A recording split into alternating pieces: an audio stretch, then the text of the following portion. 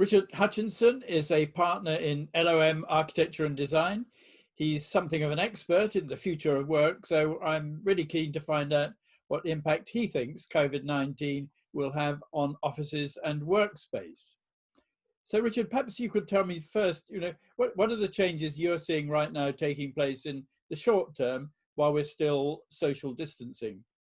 In terms of what we're seeing currently in the short term is some there's a great reluctance to return versus others who just cannot wait to get to the office. That's that classic dichotomy of different viewpoint. We're seeing the dispersed office is more in prevalence now. Obviously, we're looking at lowering capacity levels in contrast to pre-pandemic intensification, which was what we were all about beforehand. Shift working will become more prevalent. Longer operational hours with lots of implications for the way offices are run is also going to be a thing that we'll have to address in the immediate term. In terms of the more physical considerations, we're seeing a lot of work around pinch points, obviously vertical circulation, lifts, stair cores, WCs. They all need to be addressed in different ways by easing those points, and it's easier in certain situations than others. Flexibility is a key issue here, and some buildings are more flexible than others. Security is changing. We've historically been working in post 9/11. Bomb blast, terrorist measures have been a key consideration in what we've been designing, building standoffs for vehicles and so on. And that's going to be augmented with health screening and control, obviously for sterilisation and management of people entering buildings and moving around buildings. Generally, I suppose we're seeing an acceleration in agile working approaches, breaking down a resistance to change. And I think at this stage in lockdown, we're starting to reach a point where we're realising that working from home isn't as necessarily as great as it first seemed, and there's a sort of a need and a realisation that collaboration is very important, and we need to get back to the office in order to collaborate properly and well. We certainly, as a practice, are missing the office, and we're keen to get back there. But one does read in the papers about firms saying, "Oh, good, we don't have to have so much office space, save costs in the future." But it seems to me the social role of offices, as you suggest, is really important. But also the economic benefits of agglomeration are really well documented, and one wonders whether a big increase in home working is actually bad for productivity and damage what people can deliver in their busy office space rather than sitting at home and maybe not quite being so creative. Yeah, I think home working works for some people and not for others, and that's to do with role, personality, what you're doing at any given time. Some businesses rely upon FaceTime and it's crucial, and others can operate perfectly effectively online. We were talking to a potential client yesterday, and their operations increased to 40% during the pandemic because they're an online retailer, and things are great and embarrassingly so, actually. But as we move forward, it's a very nuanced situation. I think that the commercial marketplace means that the fittest will survive.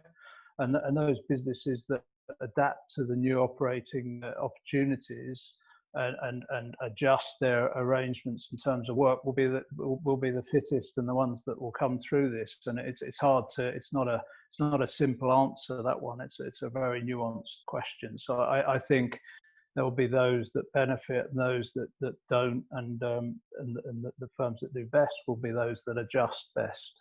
But as a company, you're specialists in retrofit, and this is clearly important both as a response to climate change and the circular economy. But I guess we're going to need to change quite a lot of the buildings we have anyway in the light of COVID-19. So is retrofit taking over new build as a key area of work for architects more generally?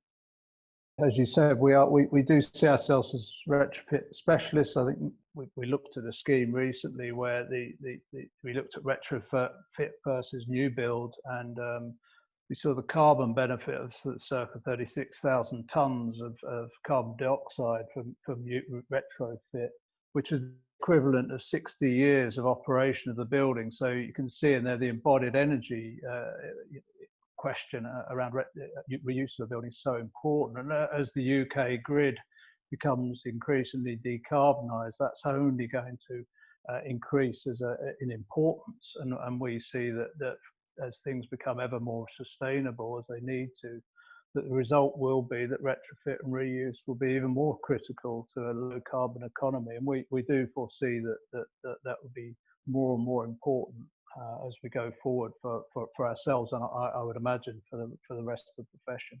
So how are you finding it at the moment? I mean, in the context of doing that sort of work, one would imagine that you're pretty busy as clients look forward to how they deal with their buildings post-COVID-19.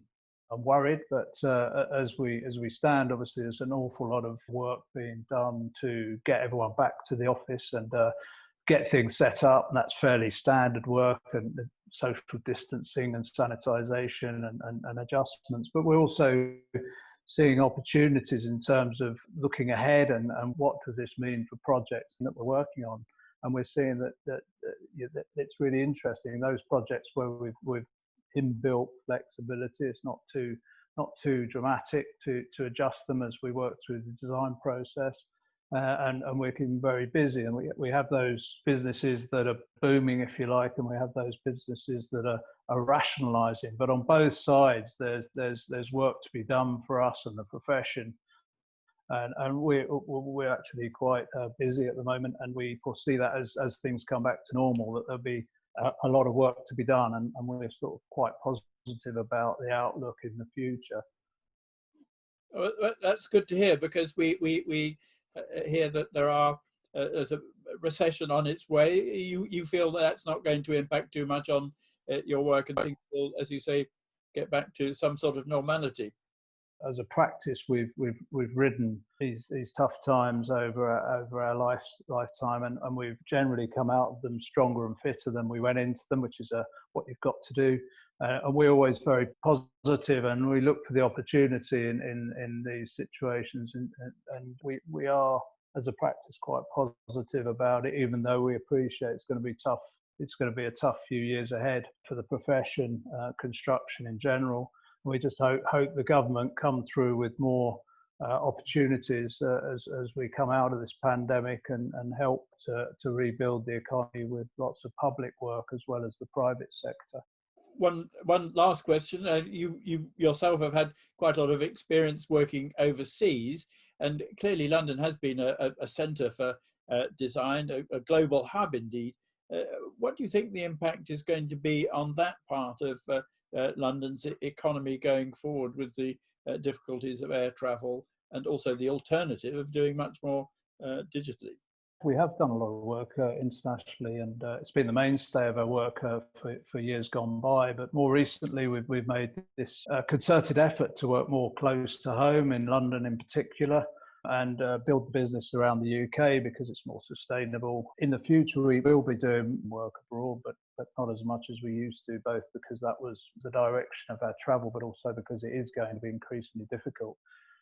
However, we will be doing projects, and I'm sure London will still be a centre for global architecture, and I think our peers will still be out there working all around the world. And we deal in information after all, and we're all becoming very adept at using Zoom and other facilities like Teams to communicate, and it's fairly easy to exchange information. If you can get to meet clients once in a while, perhaps there's a better and more efficient way forward as we move post-pandemic into the future. Well, thank you very much, Richard, for your comments, and I look forward to, as you say, things getting back to normal. Me too. Stay healthy, and hopefully we'll all come out of this fitter and better. Thank you very much.